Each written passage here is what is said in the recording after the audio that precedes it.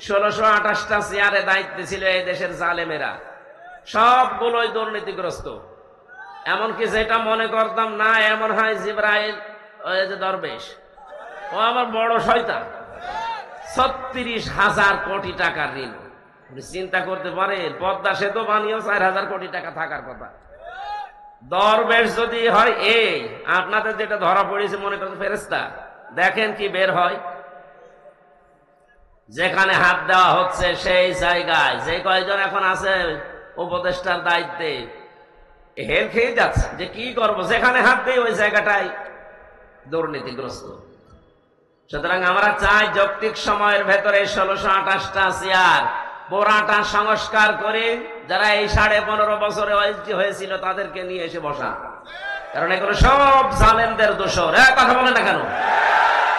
এক লোক বিবাহ করে বাসর রাতে বউ কেবল ঘরে, দাদি শাশুড়ি এসে বলছে কি আমি পতি চাই।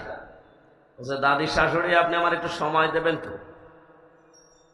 শাশুড়ি এসে বলছে বৌমা আমার কিন্তু নাতি চাই। ঠিক আছে হবে, অসুবিধা নেই, সময় দেন। ননদ আর দেবর এসে বলছে ভাবি আমাদের কিন্তু ভাতিজা চাই। ঠিক আছে।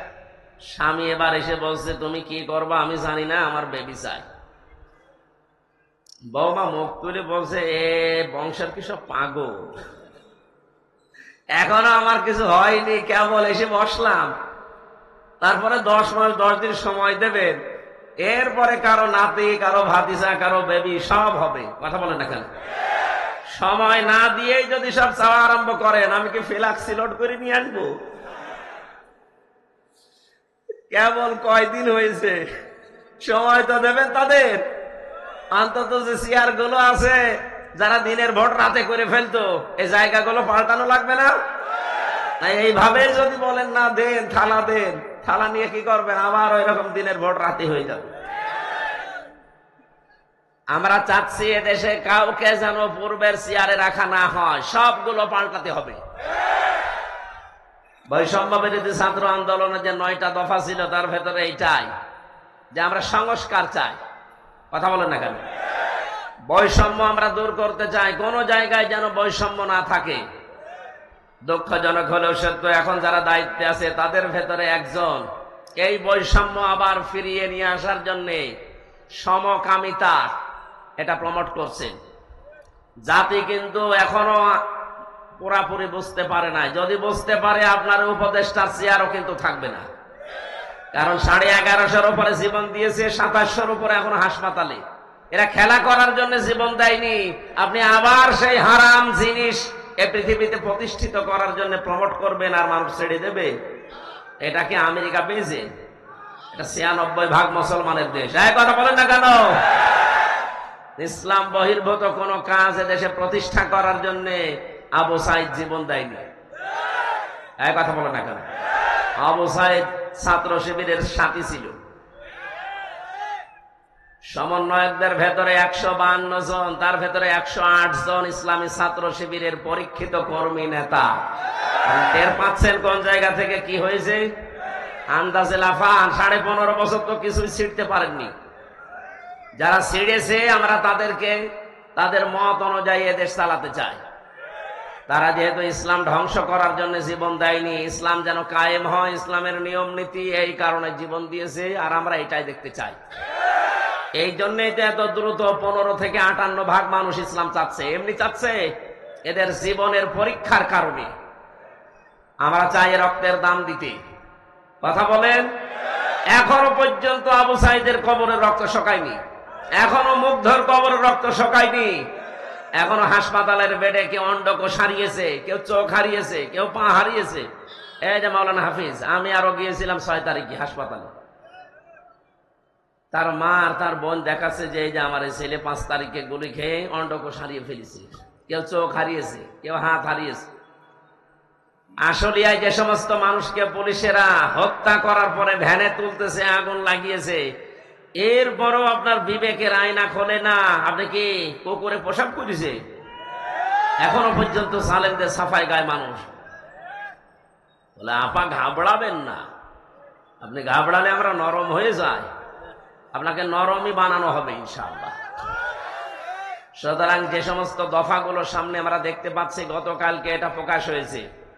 উপদেষ্টার ভেতরে একজন, আমি নাম নিলাম না, উনি 8টা 9টার সামনে দফা নিয়ে এসে এগুলো আবার প্রমোট করতে চাচ্ছেন। তার ভেতরে এটা একটা। সমকামিতা, এই শব্দটা শুনলেই শরীরের ভেতরে কেমন যেন শিউরে ওঠে। এটা আল্লাহর পুরা সৃষ্টিকে পাল্টিয়ে দিয়েছে। পুরুষে পুরুষে নাকি বিয়ে করবে, নারীতে নারীতে বিয়ে করবে। ওরা এটা শরীফ শরীফা হিসাবে বানাতে চেয়েছিল, আজ ওইটা অনেকে কায়েম করার জন্য। আমরা এরকম উপদেষ্টা দেশে দেখতে চাই না। হ্যাঁ, কথা বলে না কেন? আমরা যেহেতু 96% মানুষ দেশে ইমানদার, আমরা যাচ্ছি কোরআনে তেলাওয়াত কিন্তু আয়াতে তাফসীর আকারে। দেখি আমাদের কোরআন কি শোনায়, জবান খুলে পড়ে না। আউযু বিল্লাহি মিনাশ শাইতানির রাজিম, বিসমিল্লাহির রহমানির রহিম।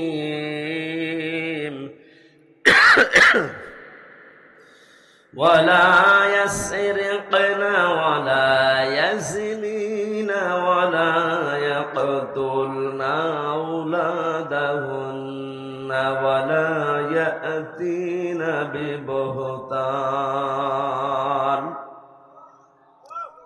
সূরা মুমতাহিনা শব্দের শাব্দিক অর্থ হচ্ছে পরীক্ষিতা নারী। কোন নারী? এই পৃথিবীতে যে সমস্ত নারীরা ইমানের পরীক্ষা দিয়ে উত্তীর্ণ হয়েছিলেন, তাদের ভেতরে 6 জনের নাম উল্লেখযোগ্য। একজন, প্রথম যার নাম পেয়েছি, হযরতে আসিয়া। কি নাম? আরো জোরে বলেন। হযরতে আসিয়ার যে স্বামী ছিল পৃথিবীতে, এইরকম জল্লাদ মার্কা স্বামী দুনিয়ায় কারো হবে কিনা আমি জানি না, বা আছে কিনা। না আছে মানে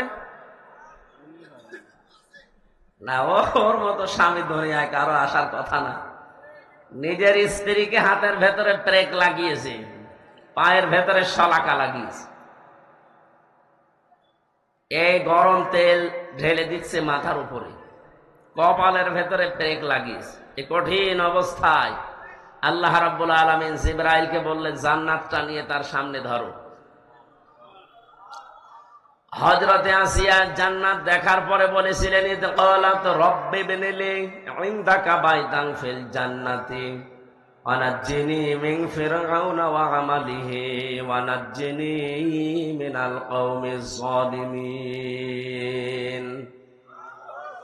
মেয়েরা যারা এসেছেন, বহু মেয়ে লোক আসার সময় চোখে পড়েছে, এই জন্য আমি হাদিসটা সামনে আনলাম, এই আয়াতটা। হযরতে আসিয়া ডাক দিয়ে বলেছিলেন, জিবরাইল, জান্নাত আল্লাহ পাঠিয়ে দিয়েছে।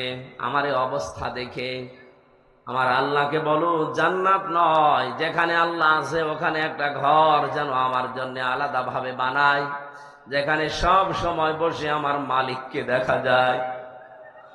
দ্বিতীয় নম্বরে হযরতে আসিয়া বলেছিলেন, হে আমার রব, আমার উপরে স্বামীর এই অত্যাচার দেখে তোমার আবার যেন রাগ হয়ে না যায়।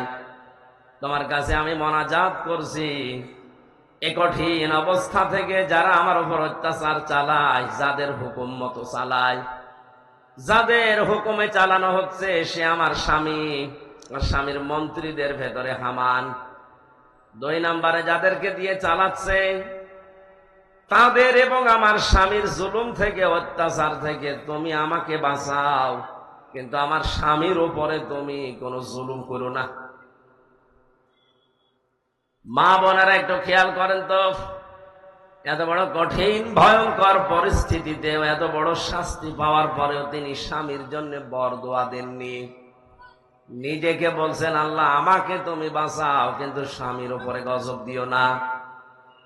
আর আপনার জীবনে একটু কোনো কষ্টের ভেতরে আসলে আপনি আন্দাজে মুখ ফুটেই বলে ফেলেন যে তোমার বাড়িতে এসে কিছু পেলাম না। আপনি মানুষ।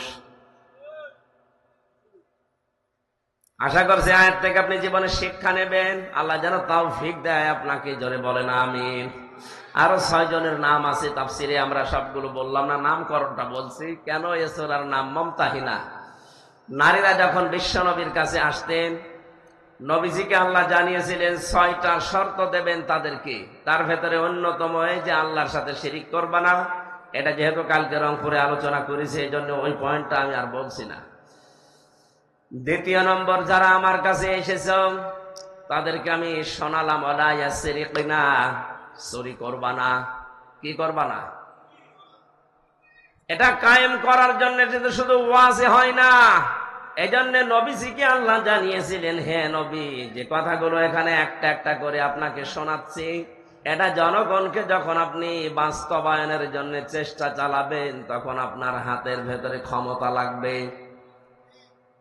এই জন্য যেদিন তিনি হিজরত করবেন, ওই দিন আল্লাহ তাকে শিখিয়েছিলেন যে আপনি আমার কাছে আগে দোয়া করেন, অকুর রব্বি আদখিলনি মুদখালা সিদকি ওয়া আখরিজনি মুখরাজা সিদকি ওয়াজআল লি মিন লাদুনকা সুলতানান নাসীরা। বলেন আল্লাহু আকবার। আজ যে মানুষগুলো মনে করেন যারা দাড়ি রাখে, টুপি পরে, নামাজ আদায় করে, শুধু মসজিদ, খানকার, মাদ্রাসা নিয়ে থাকবে, তাদের পরিবার, সমাজ, রাষ্ট্রের দরকার নেই। তারা শোনেন, নবীজি এই কঠিন মুহূর্তে যেদিন হিজরত করার জন্য বাড়ি থেকে বের হবেন, এক মুষ্টি বালি হাতে নিয়েছিলেন। নবীজিকে জিবরাইল জানালেন যে আপনি শুধু সামনের দিকে ফিকে মারেন, সূরা ইয়াসিনের কয়েকটা আয়াত তেলাওয়াত করে। সূরা ইয়াসিনের কয়েকটা আয়াত তিনি তেলাওয়াত করার পরে সামনের দিকে মারলেন। যত মানুষ চারিদিকে দাঁড়িয়ে তরবারি নিয়ে পাহারা দিচ্ছিল, নবীজি বের হলেই হত্যা করবেন, তাদের চোখের কোণে কোণে এই বালি পৌঁছিয়ে দিয়েছে নবী নিজে না, আল্লাহ নিজে পৌঁছিয়েছে। কোরআনে কারিমে আল্লাহ নবীজিকে শুনিয়েছেন, ওমা রমাইতা ইযে রমাইতা ওয়ালাকিন্নাল্লাহা রমা। হে নবী, আপনি তো বালি শুধু সামনের দিকে মেরেছিলেন, চারিদিকে যে বালি পৌঁছিয়ে গেল এটা কিন্তু আপনি করেননি, এটা করেছে আমার কুদরত। তাহলে আল্লাহ পাক যে নিজে কিছু করে নবীজির জন্য, এটা প্রমাণ।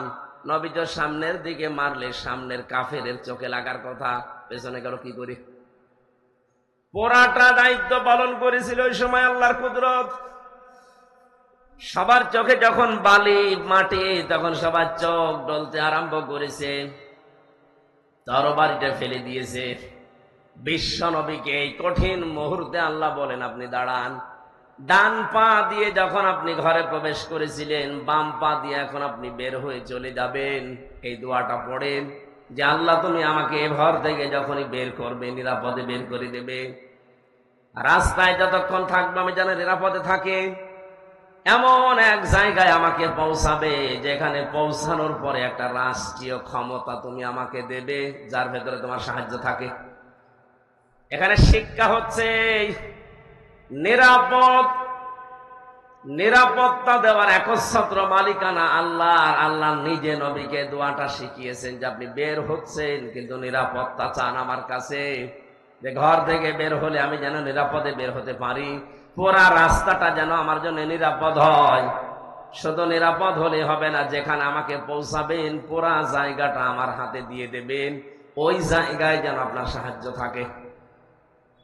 আর 15.5 বছরে যে অবস্থা আমরা দেখতে পেয়েছি, জোর করে যারা ক্ষমতা নিয়ে টিকে থাকার চেষ্টা করে, তাদের ভেতরে আল্লাহর রহমত থাকে না। হাদিস আমরা শুনেছি যে জন্মের পর থেকে কোন মানুষ যদি দায়িত্ব চেয়ে নেয়, জোর করে নেয়, আল্লাহর রহমত তার থেকে তুলে নেন।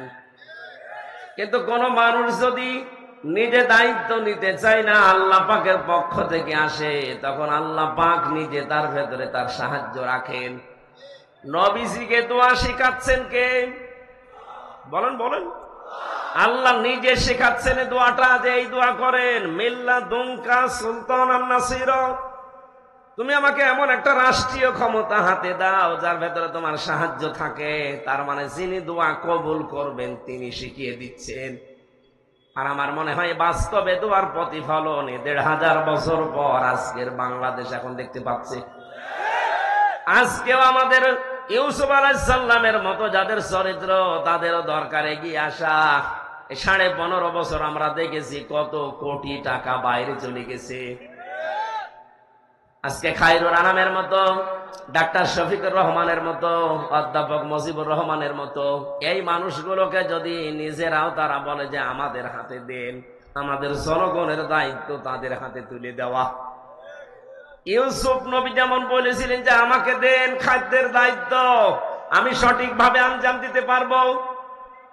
খাবারের দায়িত্ব, খাবারের ঝড়ি যতদিন আবু জেহেলের মাথায় ছিল ততদিন পর্যন্ত জনগণের ভেতরে না খাওয়ার অভ্যাস ছিল। কিন্তু যখনই মুহাম্মদুর রাসূলুল্লাহ এই ঝড়িটা নিয়ে আবু বকর ওমরের মাথায় তুলে দিয়েছেন, ঝড়ি একই আছে, শুধু মানুষ পাল্টিয়েছে। ওরা আরব জাহানে দেখা গেল কেউ আর না খেয়ে থাকেনি। জোরে বলেন আল্লাহু আকবার। আমরা তো এই বাস্তবতা প্রায় চাচ্ছি। খাবারের ঝড়ি এতদিন যারা বহন করেছেন, আমরা দেখেছি 10 টাকা আসলে 8 টাকা খেয়ে ফেলেছেন। কথা বলেন না। আমার দাদা আর চাচা মিলে প্রায় 21 বছর চেয়ারম্যান ছিল। দাদা হয়েছিল হয়তো ভোটের মাধ্যমে, কিন্তু পরবর্তীতে চাচা যে 3 বার এমনি। কেমন করি শুধু নৌকা মার্কাটা নিয়েছে, শুয়ে আছে ঘরে। সকালে শুনছে তো চেয়ারম্যান কি গো, সব ফেরেশতারা দিয়ে গেছে। এই জন্যই তাদের চরিত্র সম্পর্কে আমি জানি, দেখেছি। 1 কোটি টাকা যদি খরচ করে 5 কোটি টাকা তারা তুলে ফেলেছে। কিন্তু যে মানুষগুলোর নাম বললাম, অধ্যাপক মুজিবুর রহমানের রাজশাহীর, ডাক্তার শফিকুর রহমান মৌলভী বাজারের, ডক্টর খায়রুল আনাম এই নীলফামারীর, এই মানুষগুলো যদি দায়িত্ব নিতে পারে, এদের তো টাকা নেই যে 1 কোটি টাকা খরচ করবে। আপনাকে চাও হয়তো দিতে পারবে না, বিড়িও দিতে পারবে না, উল্টা করে নিজে তাকে আরো চা খাওয়ানো লাগবে। তাহলে টাকা মারার অভ্যাস আসবে কোত্থেকে? যা বাজেট হবে ওইটা তো খরচ করবে। এর বাস্তব প্রমাণ আমরা দেখেছি সাতক্ষীরার মুহাদ্দিস আব্দুল খালেক। পুলিশ ধরতে গেছে, জিজ্ঞাসা করছে পুলিশ নিজেই, যে বাড়িতে আসার সময় দেখে জোয়াল আর নাঙ্গল নিয়ে আসতেছে মাঠ থেকে। বলে আমরা এসেছি এলাকার এমপি কে ধরার জন্য। কে? আব্দুল খালেক। বলেন চলেন বাড়িতে। বাড়ি দিয়ে দেখে টিনের বাড়ি, চারিদিকে বেড়া দেওয়া। পুলিশ আশ্চর্য হয়ে বলেছে আমরা এই জীবনে প্রথম দেখলাম যে একটা এমপির বাড়ি টিনের, চারিদিকে বেড়া দেওয়া।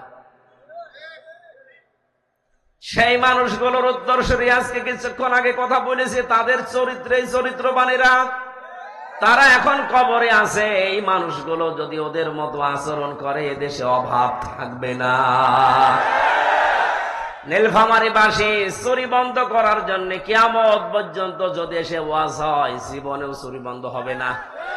চুরি বন্ধ করার জন্য মিল্লাদুনকা সুলতানান নাসীরা, রাষ্ট্রীয় ক্ষমতা লাগবে।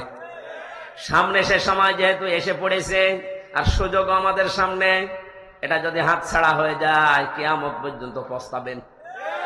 আপনি মনে করছেন না যারা আসবে ওরা চুরি করবে না? কে বলেছে আপনাকে? কে বলেছে আপনাকে আগস্টের 5 তারিখের পর থেকে বাকি সময় দেখতে পাচ্ছেন না? থালা হাতে না পেয়ে অনেকে শুরু করে দিয়েছে। একটা পরীক্ষা চলছিল, অনেকেই ফেল করে গেছে। এই পরীক্ষায় যারা এখনো পর্যন্ত উত্তীর্ণ হয়ে আছে, পাশ করে আছে, এরপরও যদি আপনার বিবেক না খোলে, বুঝবেন আপনার বিবেক মরে গেছে। কোরআনে কারিমের বিধান আল্লাহ দিয়েছেন খেলা করার জন্য না। আস-সারিকু ওয়াস-সারিকাতু ফাকতাউ আইদিয়াহুমা জাযাম বিমা কাসাবা নাকালাম মিনাল্লাহ। আল্লাহ পাক বলেন, চোর যদি পুরুষ হয় নারী হয়, সাক্ষ্য প্রমাণে যদি ধরা পড়ে তার হাত কেটে দাও। আজ বাংলাদেশে সেই 10 সালে যখন ধরা পড়েছিল, এই যে বস্তা ভর্তি টাকা নিয়ে কালো বিড়াল, এই সময় যদি আমরা হাত কেটে দিতে পারতাম কোরআনের আইন দিয়ে, এই 24 সাল পর্যন্ত আর কেউ চুরি করার সাহস পেত না। এই দরবেশও এত টাকা চুরি করতো না। কথা বলছেন এখন? সুতরাং না, তোমরা যেন চুরি না করো, এটা শুধু ওয়াজের কাজ না, এটা কার্যকর করে দেখাতে হয়। আরে কার্যকর করতে হলে বিধান নিয়ে যাওয়া লাগবে সংসদে। সংসদে যদি 151 জন আপনি পাঠাতেই না পারেন, কবে এই আইনটা বাস্তবায়ন করবেন? শুধু ওয়াজ করেন, ওয়াজ করেন, ওয়াজ করে করবো কি? আপনি যদি নিজেকেই নিজে পরিবর্তনে নিয়ে আসেন, তাহলে ওয়াজ করে লাভ হবে। আর যদি বলেন যে যা বলছে বলুক গা, শুনি আমি আবার ওই কান দিয়ে বের করে বাড়ি চলে যাবো, যান, কিয়ামতের আগে দেশে চুরি বন্ধ হবে না। জেনা যেন না করো। জেনা বন্ধ করার জন্য আজকে যে 9 দফা শুনলাম, একজন উপদেষ্টা দিয়েছে, তার ভেতরে 3 নাম্বার পয়েন্ট এই যে মেয়েদেরকে গর্ভধারণ করতে দেওয়া লাগবে। মেয়েদেরকে বৈধ হোক অবৈধ হোক গর্ভধারণ করতে দেওয়া লাগবে। তার মানে জেনার কারখানা খুলতে চাচ্ছে। এটা বন্ধ করার জন্য ওয়াজে হবে। সবকিছু খুলে রেখে দিয়েছেন। আকাশ সংস্কৃতির নামে কত কিছু আসতেছে। বন্যার পানির মতো ভারত থেকে পিন আপ করা পত্রিকাগুলো আসে। আপনি কি করে জেনা বন্ধ করবেন? কন্ট্রোল করা দরকার স্যাটেলাইট গুলো, কন্ট্রোল করা দরকার এই বন্যার পানির মতো এই পিন আপ করা পত্রিকাগুলো। আর এটা করার জন্য শুধু ফুফা দিয়ে হবে না, আইন লাগবে। আর আইন যারা তৈরি করবে তাদেরকে পাঠাতে হবে।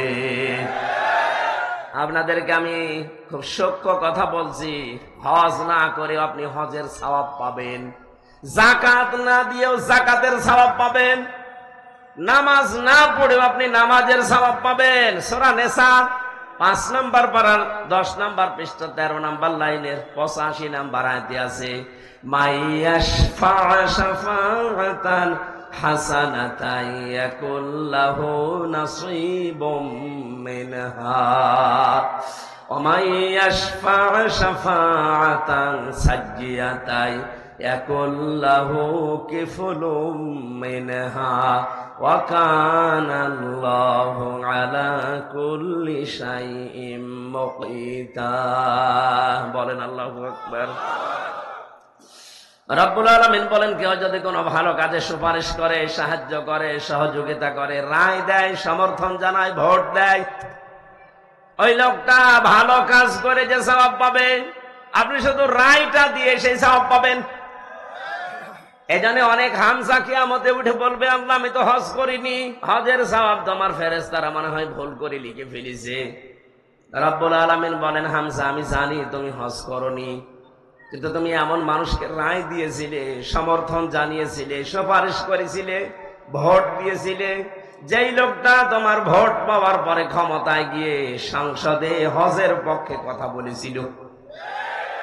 ধর্ম মন্ত্রণালয়ে যিনি দায়িত্বে আছেন এখন উপদেষ্টা ডক্টর আফম খালিদ স্যার, উনি বলছেন আমরা সব জায়গায় কথা বলে বলে এই সিন্ডিকেটটা ভাঙার চেষ্টায় আছি। উনি যেহেতু এখন একা, এইরকম মানুষ যদি আমরা 151 জন তৈরি করতে পারি, 7 লাখ, 7.5 লাখ, 8 লাখ টাকা লাগবে না, 3.5 লাখ টাকায় ফরজ হজ করা যাবে। আপনার এই সুপারিশের মাধ্যমে খায়রুল আলমের মতো মানুষ যদি হজের পক্ষে সংসদে কথা বলতে পারে, আপনি হজ করেননি ঠিক আছে, কিন্তু কিয়ামতে হজের সওয়াব নিয়ে হাজী সাহেবের কাতারে দাঁড়াতে পারবেন। এই সুযোগ যদি সামনে আসে আপনি কাজে লাগাবেন তো? কোন আঙ্গুল দিয়ে? তোলেন তো দেখি আঙ্গুলটা। লিল্লাহে তাকবীর।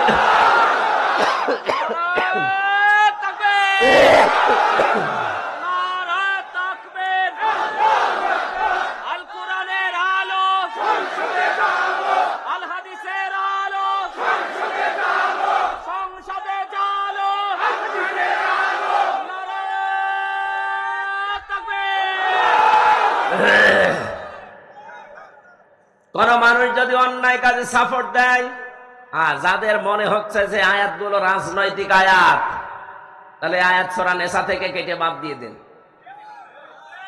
যদি কোনো কথা এখনো পর্যন্ত ভুল ধরতে পারেন যে এটা বেশি হয়ে গেছে, এটা অন্য লাইনে যাচ্ছে, আসেন, কোন হুজুর নিয়ে আসবেন, নিয়ে আসেন। কিন্তু যদি মনে হয় যে সত্য এটা 100 ভাগ, তাহলে আপনাকে মানা লাগবে। আপনি নিজেও কোরআন পড়েন না, কোরআনের মর্ম মানে বোঝেন না, আমির হামজা বলবে আপনি বিশ্বাসও করেন না, মানেনও না। কি হয়েছে আপনি? কি হয়েছে আপনি? কি হয়েছে আপনি বলেন? যদি রাজনীতি মনে হয় এইটুকু, এটা তো রাজনীতি হয়ে যাচ্ছে, হ্যাঁ এটাই রাজনীতি। এই রাজনৈতিক কথাগুলো আজ মঞ্চ ময়দানে আমরা না বলার কারণে দরবেশের মতো মানুষ এই সমস্যা করেছে। আমরা যদি সত্য সত্যই দরবেশ পাঠাতে পারতাম, এটা তো দরবেশ, দরবেশের ভেষ ধরিস, এক কথা বলে না কেন? দরবেশ তো আসল ডাক্তার শফিকুর রহমান, যার চেহারার দিকে তাকালে আল্লাহর কথা মনে হয়, তার আমল, তার ইখলাস, তার তাওয়াক্কুল আমি নিজে দেখেছি। ছেলে তার পাশের রুমে ছিলাম আমি। আর এমন দরবেশ, আল্লাহর উপরে ভরসা আছে, দাড়ি কেটে নম হয়ে গেছে। ভরসা আছে আল্লাহর উপরে? রসুলের গলায় ছুরি দিয়েছে, আপনার গলায় ছুরি দেবে এক হাত দু। দাড়ি কেটে ফেলা মানে রসুলের গলায় ছুরি দেওয়া, এই কথা বলেন না কেন? যে লোকটা নিজে বাঁচার জন্য আল্লাহর রসুলকে জবাই করতে পারে, ও নিজে বাঁচার জন্য আপনাকে জবাই করবে এক আর দুই। এরপরও যদি এখনো সাফাই গান জালেমের পক্ষে, কিছু মানুষ এখনো পর্যন্ত সাহস দিচ্ছে জালেমকে যে আপা পাশেই থাকেন, চট করে ঢুকে পড়বে, আসেন আপনি চট করে আসবেন, আমরা ফট করে আয়না ঘরে ঢুকিয়ে দেব। নিজে বানিয়েছেন, নিজে এবার টের পাবেন। আবু জাহেল নবীর জন্য একটা কুয়া খুঁড়েছিল, নিজে কুয়ায় পড়ে মরিস। আমার মনে হয় এর কপালেও তাই আছে। ও যে চট করে ঢুকে পড়ার আহ্বান জানাচ্ছে, আশা আকাঙ্ক্ষা পেশ করছে, ও যা বানিয়েছে ওখানে ওকে রাখা হবে ইনশাআল্লাহ। ব্যারিস্টার আরমান 8 বছর ছিল, আপনি থাকবেন 18 বছর। আমার এদিকে ছিল 10 দিন। 10 দিনে আমি শুকিয়ে গেছি। আমি জেলে যখন ঢোকে তখন আমার 64 কেজি ওজন ছিল। ওই 10 দিন পরে বের হয়ে আমার 54 কেজি, তার মানে 10 কেজি কমে গেছে। ঢুকুক, আসবে, ঢুকিয়ে দেব, থাকবেন পড়ে, দুনিয়ার কেউ জানবে না কোথায় আছে, শর্ট করে ঢুকে পড়েছে। জেনা বন্ধ হওয়ার জন্য যেটা দরকার ছিল সেটা আমরা না করে শুধু ওয়াজ করেন। ওয়াজ করে করবো কি? কি ওয়াজের কাজ হলে আল্লাহ কোরআনে আয়াতগুলো ওয়াজের জন্য দিতেন না? এটা দিয়েছেন রাষ্ট্রে ক্ষমতা হাতে নিয়ে এটা বন্ধ করার জন্য। বিশ্বনবী মুহাম্মদুর রাসূলুল্লাহ আয়াতের তাফসিরে তার চাচাতো ভাই হযরত আব্দুল্লাহ ইবনে আব্বাস রাদিয়াল্লাহু তাআলা আনহু, রাইসুল মুফাসসিরিন বলা হয়, তিনি ব্যাখ্যা করছেন এইভাবে, আপনি যদি রায় দেন, রায় পেয়ে এই লোকটা যদি এই যে এখানে যে ছিল দায়িত্বে, সিনেমা তৈরি করে, এক কথা বলছে না কেন? নিজে নায়ক হয়ে গেছে। এই নায়ক হয়ে কত মেয়ে লোকের দিকে লোলুপ দৃষ্টিতে তাকিয়েছে, নিজে জেনার গোনা করেছে। চোখের জেনা না ওইটা? এক কথা বলেন না কেন? আপনি বাকের ভাই দেখেন তো, বাকের ভাই তো একেবারে ফেরেশতা। যত কাজ করেছে সিনেমা, নোবেল, নাটক, থিয়েটারের মাধ্যমে, প্রত্যেকটাই হাতের জেনা, চোখের জেনা, নাই জামাকের জেনা, নাই অন্য কোন জায়গার জেনা। এই জেনাগুলো যে করেছে, এই লোকটা জেনা করে করে পুরাটাই হয়ে গেছে, ওর শরীরটা এখন জেনা করে। জেনাকার না?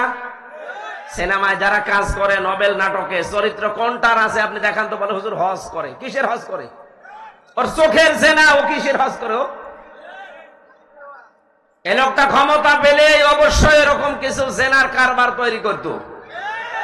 200 কোটি টাকা দেওয়া হয়েছিল সিনেমা তৈরি করার জন্য। দেখে নাই মানুষ, এদেশের মানুষ গ্রহণ করে না, কারণ অধিকাংশ গুলো নিয়ম নীতি ঠিক হয় নাই, বানানো। মানুষ কি এখনো পাগল আছে? এই লোকটা ক্ষমতা পেয়ে যদি সিনেমা, নোবেল, নাটক, থিয়েটার এগুলোর অনুমোদন দিত, আপনার ওই রায়ের কারণে, কথা বলে না কেন? কিয়ামতের দিন আপনি দেখতেন নামের আগে লেখা আছে জেনাখোর, বলতেন আল্লাহ আমি তো জেনা করিনি। আল্লাহ পাক বলেন হ্যাঁ আমি জানি। তুমি এমন আলোরে ভোট দিয়েছিলে। কি আলো, কি সুন্দর নাম দেখেছেন, আসাদুজ্জামান নূর, জামানার বাঘ আলো। নামটা তো ভালো নাম, কাজটা করেছে যা যা সূক্ষ্ম ভাবে ইসলামকে ধ্বংস করার জন্য এদেশে 10 জন, তার ভেতরে আপনি হয়তো টের পাচ্ছেন না, মনে করেন হুজুর কিছু জানি না। ও দাড়ি রাখা দরবেশের মতো, ও ঠেলায় পড়লে দাড়ি কেটে নম হয়ে যাবে। দাড়ি আপনি খায়রুরা নামের কাটান তো ফাঁসি হয়ে যাবে। মীর কাশেম আলীর মতো দাড়ি কাটাতে পারবেন না, কারণ দাড়ি আমরা মেকি দাড়ি না, লোককে দেখানোর জন্য রাখি না, এটা নবীর সুন্নাত মনে করে রাখি। কথা বলে না কেন?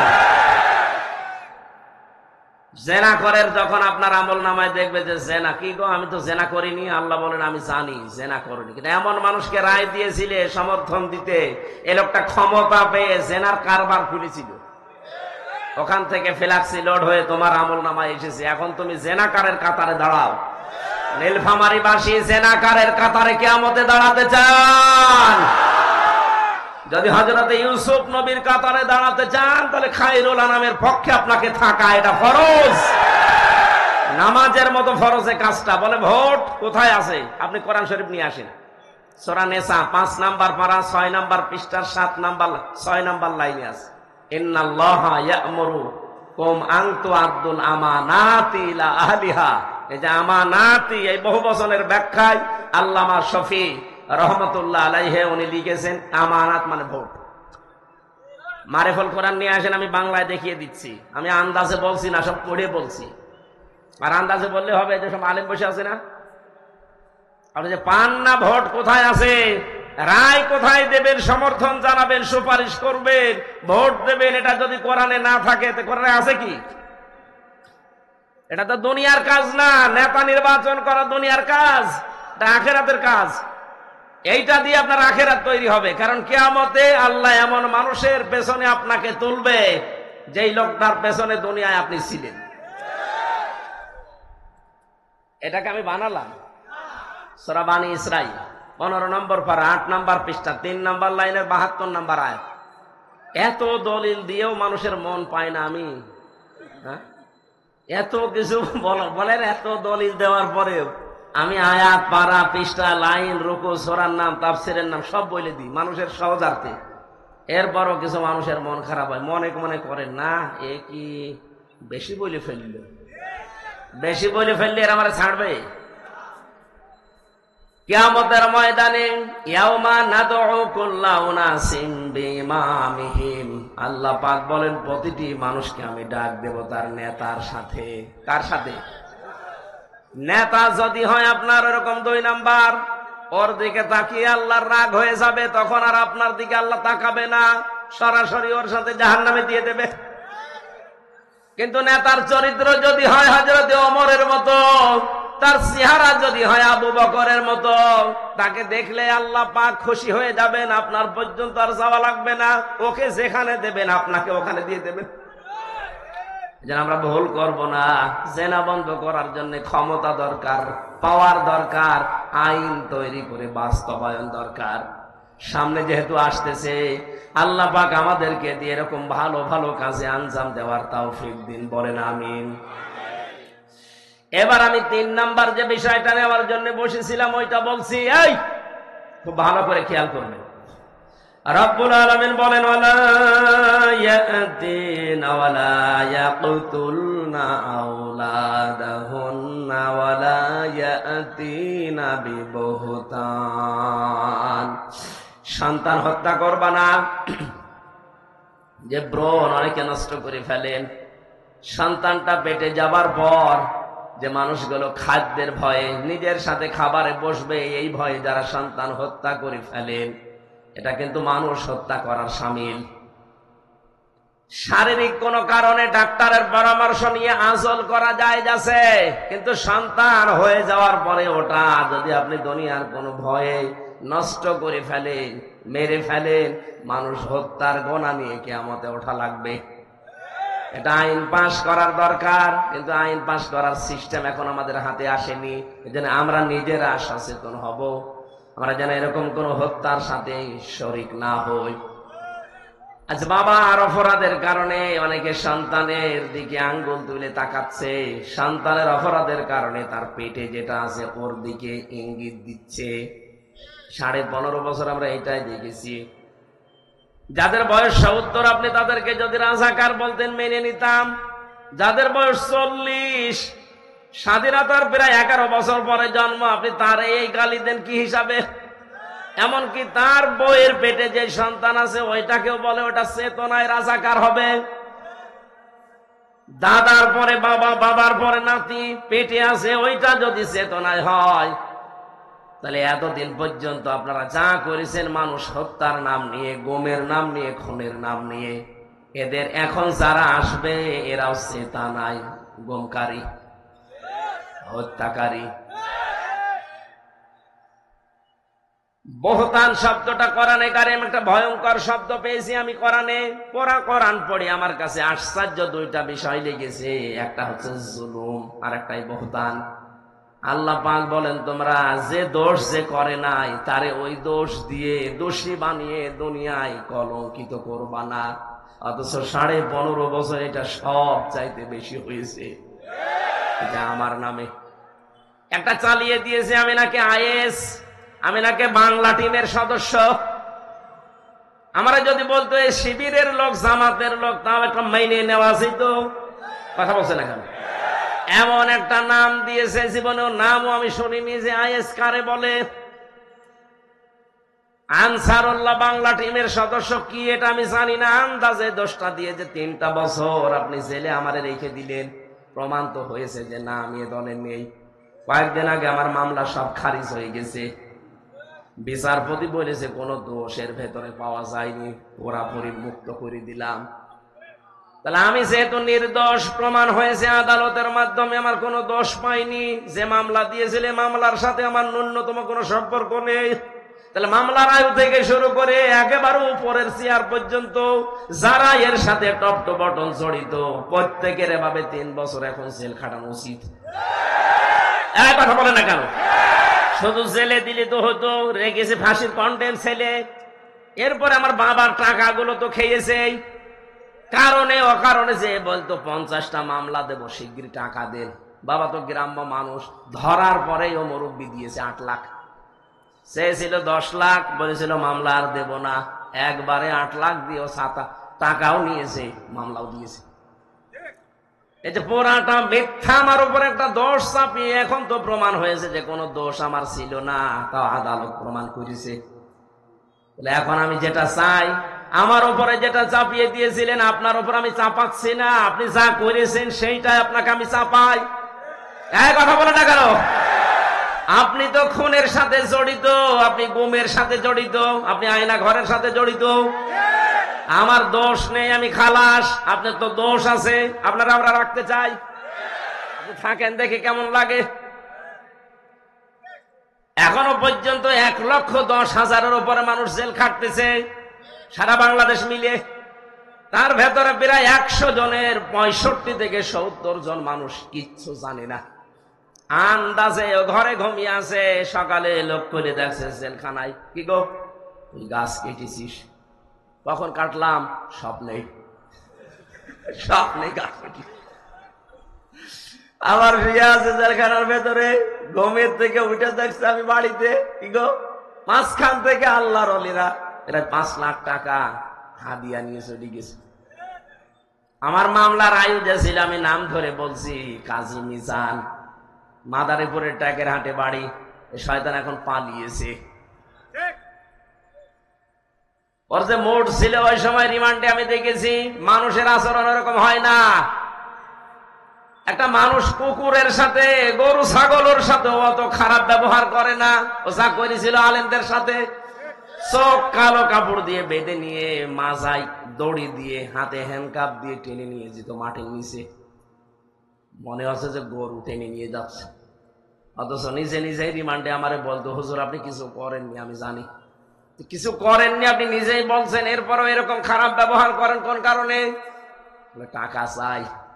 টাকাও নিস, টাকা নেওয়ার পরে যদি ভালো ব্যবহার করতো তাও তো মেনে নিয়ে যেত। বরদোয়া এমনি বের হয়, এই কারণে বের হচ্ছে। আচ্ছা, এই সমস্ত কোলাঙ্গারদের কারণে আজ এই সাধারণ কনস্টেবল, এই পুলিশ, এদেরকেও মানুষ ঘৃণা করে, দেখতে পারে না। বুঝছো, এরা 24 ঘন্টা ডিউটি করে, আর এই শয়তানগুলো বহু কামিয়েছে আর এখন পালিয়েছে। এদের মতো কোলাঙ্গারকে যেন একটাও ছাড় দেওয়া না হয়। বিশেষ করে আমি নাম ধরে বলছি, সাবেক আইসি এই বেনজির, আসলে কোনো নজির নেই। এখন যেটা ধরা পড়ে আছে আব্দুল্লাহ আল মামুন, কত বড় শয়তান। মানুষ ওকে দেখাচ্ছে যে স্যার গুলি মারি একটা, মরে একটা, আর কেউ পালায় না। এইটা দেখার পরে ওরে এখনো ফাঁসি না দিয়ে রেখে দিয়েছেন, মানে ওরে এক্ষুনি ফাঁসি দেওয়া লাগবে। আর যারে দেখিয়েছে ওই কামাল, কিসের মাল, ওরে এখন কামাল বানানো দরকার। নির্ভেজাল টাটকা শয়তান ছিল এগুলো, শুধু মদের আর নারীর উপরে থাকতো। কোন চরিত্র আছে এই মানুষগুলো? বললে অনেক পুলিশ ভাইদের মন খারাপ হয়, হ্যাঁ এত নেকেট কথা বলে। নেকেট কি পেয়েছেন? ও যা কইরেছে ও কি মানুষের আচরণ বলে? জঙ্গির নাটক সাজিয়ে, এই যে মনিরুল, এই লোকটা আন্দাজে জঙ্গির একটা নাটক সাজিয়ে বাইরের দেশকে দেখাতে যে দেশ জঙ্গি আছে। কিসের জঙ্গি আছে?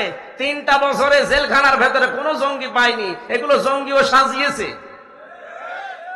ভারতকে আর আমেরিকাকে দেখাতে চেয়েছে যে সে জঙ্গি আছে। আমাদের আপা না থাকলে আপনারা বাঁচবেন না, এই ধোকা দিয়ে বোকা বানিয়ে রেখেছিল। এখন কিন্তু তারা টের পেয়েছে পুরাটা তো ধোকা, এই জন্য এবার আর রাজি হয়নি, এবার গণেশ উল্টিয়ে গেছে। কথা বলছেন না? এই জঙ্গি নাটককারী এই মনিরুলের আমরা শাস্তি চাই। কাউন্টার টেররিজমে যেই লোকটা আমাকে পিটিয়েছে, পিটানোর জন্য আদেশ দিয়েছে আসাদুজ্জামান, আমি ওইভাবে ওকে পিটাতে চাই। কারণ আমার তো কোনো দোষ পাইনি, প্রমাণ হয়েছে আদালতে। ওকে আমি পিটাতে চাই, এরপরে যা হয় আমার কপালে আছে। যত মানুষ এভাবে মিথ্যা তহমতের মামলা নিয়ে আন্দাজে জেল খাটতেছে, আমার মনে হয় সবগুলো বেকসুর খালাস দেওয়া দরকার। কোনো কারণ নেই, আন্দাজে। আমার যেমন 3 বছর গেল, এরকম কারো 3 বছর 5 বছর 7 বছর পড়ে আছে, বিশেষ করে বিডিআররা। আপনাদের নীলফামারী, এই পঞ্চগড়, ঠাকুরগাঁর বহু বিডিআর আমার পাশে ছিল। রাতের বেলা বলে ডাক দিত, আজ 11 বছর 12 বছর 14 বছর আছি, কিচ্ছু জানি না, অথচ 1 মাস পরে আমি রিটায়ার্ড হয়ে যেতাম। এটা মুরব্বী মানুষের কান্না দেখতাম বিডিআর। এই নীলফামারী বাড়ি। ডিমলা কোন জেলা? নীলফামারী, এখানে বাড়ি। কি কান্না রাতের বেলা, তাহাজ্জুদ পড়তে উঠতাম, দেখতাম করে আওয়াজ দিত। পঞ্চগড়ের আরেকজন। এই মানুষগুলোকে যেহেতু প্রমাণ হচ্ছে, ওরা নিজেরা বলতো, ভাই আমার যদি শাস্তিও লাগিয়ে দেয়, আমাদের যে ডিপার্টমেন্টে আছি সর্বোচ্চ 7 বছর শাস্তি দিতে পারে, আর 14 বছর পড়ে আছি, একক ক্ষমতা নিয়ে উনি রায় দেয় না। উনি যেহেতু পালিয়েছে, আমরা চাই বেকসুর ভাবে এদেরকে খালাস দিয়ে বের করে দেওয়া হোক। জীবনের বাকি সময়টা অন্তত পরিবার নিয়ে কাটা। গায়ে কথা বলেন না কেন? মাজলুম মানুষগুলো পড়ে আছে, কোনো দোষ নেই এদের। যত তহমত দিয়ে, মিথ্যা মামলা দিয়ে আজ 10 বছর 15 বছর পর্যন্ত জেলে আছে, যারা এখন এই মামলার আয়ু থেকে উপর পর্যন্ত জড়িত, প্রত্যেকের শাস্তির দাবি করছেন। কারণ পরবর্তীতে যদি কোনো জালেম আবার আসতে চায়, তারা যেন এখান থেকে শিক্ষা নিতে পারে যে আন্দাজে তহমত দেওয়া যাবে না। তহমত দিয়েছিল একজন। এদিকে কত বড় অপরাধ এটা, কিভাবে অপরাধটা সংগঠিত হচ্ছে। হযরত ইমাম মালিক রহমতুল্লাহ আলাইহি, তার জামানার একটা ঘটনা আমি হাদিসের পাতায় পড়েছি, ইতিহাসে। তিনি, তার জামানায় একজন মহিলা মারা যাবার পরে পাশের এলাকা থেকে এক মহিলা এসেছে লাশ ধোয়াতে। লাশ ধোয়াতে ধোয়াতে হঠাৎ করে যখন রানের উপরে হাত দিয়েছে, হাত গেছে আটকিয়ে। হাত আটকিয়ে যাওয়ার পরে চিন্তা করছে হাত তো খোলে না, কয়েক ঘন্টা পার হয়ে যাচ্ছে। এলাকার যে মসজিদের ইমাম ছিল তাকে বলছে, আপনি কি করবেন দেখেন। তিনি বলছে, এক কাজ করেন, হাত যেহেতু আটকে গেছে, এই হাতের যে জায়গাটুকু মাংস আছে, এই মাংসটাকে ফেলে দেন। যার বউ মারা গেছে সে চিল্লিয়ে উঠেছে, কি আমার বউ মারা গেছে, এই মরা মানুষের গা থেকে, শরীর থেকে আপনারা লাশ, এই গোশত কাটবেন, আমি হতে দেব না, দরকার এই মহিলার হাত কেটে বাদ দিয়ে দেন।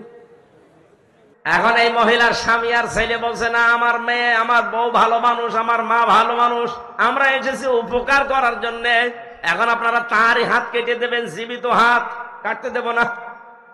কয়েক ঘন্টা হয়ে যাচ্ছে, মহিলা প্রসাব পায়খানা যাবে, কিছু হয় না। কি করি, হাত তো ছড়ে না। শেষ পর্যন্ত ওই দেশের প্রধান কাজী, যিনি বিচারপতি ছিল, মদিনায় থাকতেন ইমাম মালিক, ঘোড়ায় চড়ে তাকে নিয়ে আসা হচ্ছে। ইমাম মালিক আসার পরে ডাক দিয়ে বললেন, মহিলা সত্যি করে বলো কি হয়েছে। প্রথমে মেয়েটি বলছে, আমি কিচ্ছু জানি না, শুধু লাশ ধোয়াতে ধোয়াতে হাত লেগে গেছে, আর ছড়ে না। ইমাম মালিক বলে, দেখো আমার কাছে কিন্তু কোরআন হাদিসের রাডার আছে, আমি ধরে ফেলবো, সত্যি করে বলো কি করেছিলে। মেয়েটা বলে, ইমাম সাহেব, আমার তেমন কিছু মনে পড়ছে না, তবে একটা কথা আমার মনে হচ্ছে, আমি লাশ ধোয়ানোর সময় একটা খারাপ মন্তব্য এই মহিলার উপরে নিক্ষেপ করেছিলাম, যে তুমি তো উপরে ফিটফাট ভালো, ভেতরে তোমার সদরঘাট, তোমার চরিত্র ঠিক নেই। আমি একদিন একটা ছেলে পুরুষের সাথে তোমাকে গাড়িতে করে যেতে দেখেছিলাম, অথচ পরবর্তীতে আমি খোঁজ নিয়ে জেনেছি যে ওই ছেলেটা তার ভাইয়ের ছেলে। একটা মহিলার যদি ভাইয়ের ছেলে হয়, সম্পর্কে কি হয়? ফুফু হয়। ফুফু কি হয়? 14 জন মহিলার সাথে দেখা করা জায়েজ আছে পুরুষ মানুষের। 14 জন মহিলার সাথে একজন পুরুষের দেখা করা জায়েজ আছে, তার ভেতরে আপন ভাইয়ের ছেলে আছে। কথা বুঝতেছে?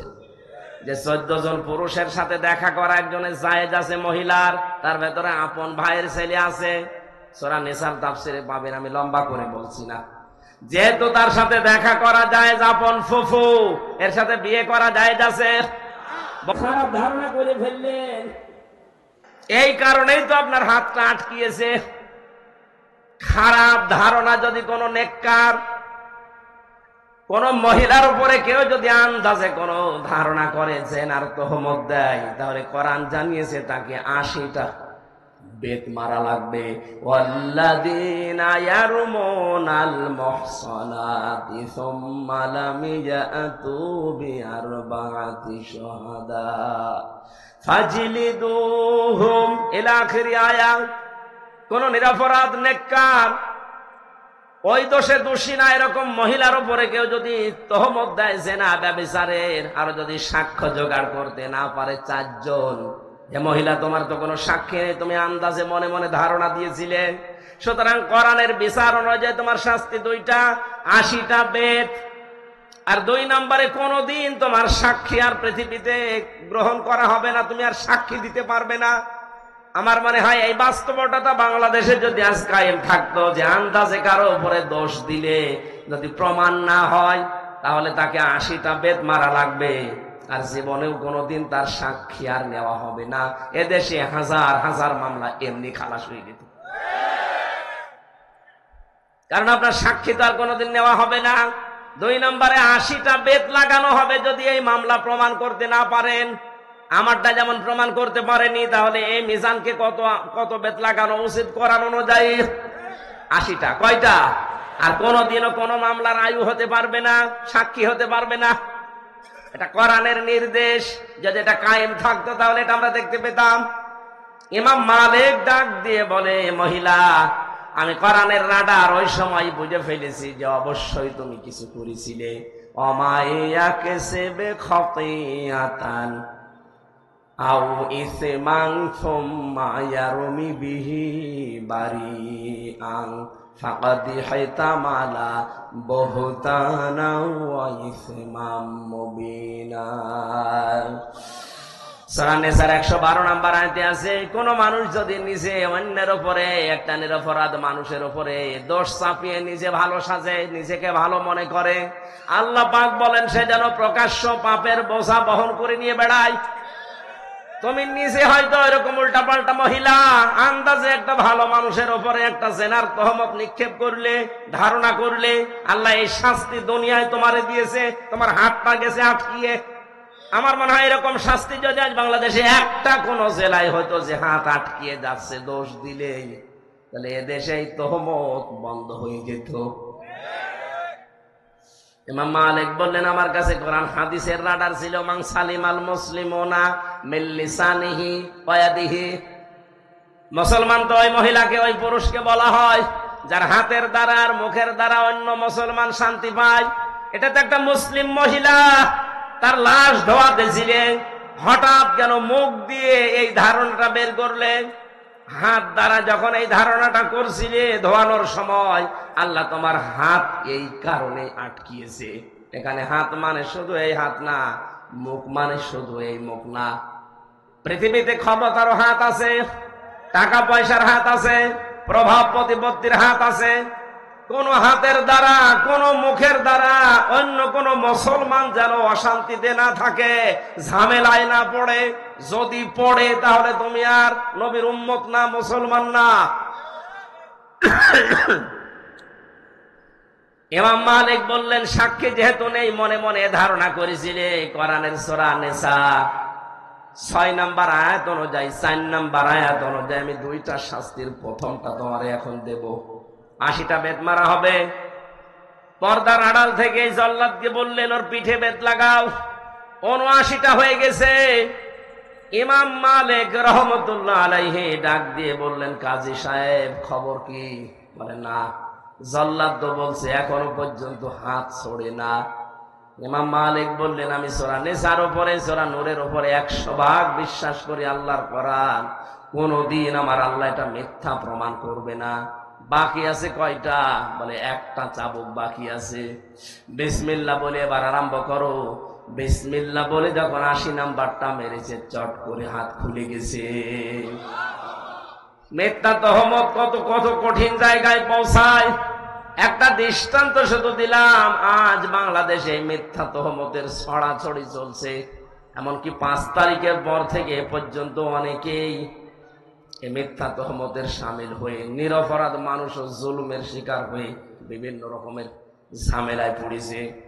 ডাক্তার শফিকুর রহমানের নাম বলছে এ কারণে, এই লোকটার চাইতে তো আপনি বেশি ক্ষতিগ্রস্ত হননি, এই লোকটার চাইতে বেশি জুলুমের শিকার আপনি হননি। তার ছেলে জেলখানায়, তার বউ অসুস্থ, তার দলের লোক সব পালাচ্ছে, কেউ জেলখানায়। এত বড় কঠিন পরিস্থিতি এই 15.5 বছর সে লোকটা পার করেছে। এরপরও 5 তারিখের পরে কেমন উদারতা দেখিয়েছে যে আমি সবাইকে আমার দলের পক্ষ থেকে আল্লাহর জন্য মাফ করে দিলাম। আর ভিকটিম যারা আছে তারা যদি কিছু করে আমি সাহায্য করব, কিন্তু আমাদের দলীয় ভাবে আমার নিজের পক্ষ থেকে আমি আল্লাহর জন্য সব এই 15.5 বছরের অপরাধ মাফ করে দিলাম। ওই অন্য কেউ তো বাংলাদেশে কথা বলতে পারেনি। কথা বলে না কেন? কেউ বলতে পেরেছে কথাটা? কত বড় মন হলে কথা বলা যায়, নিজে ভিকটিম হওয়ার পরেও। আমারও পর্যন্ত এখনো উদারতা আসেনি। আমার মন বলে ওদেরকে যদি পেতাম, যা যা দিয়েছে আমারে, আমি তাই দিতাম।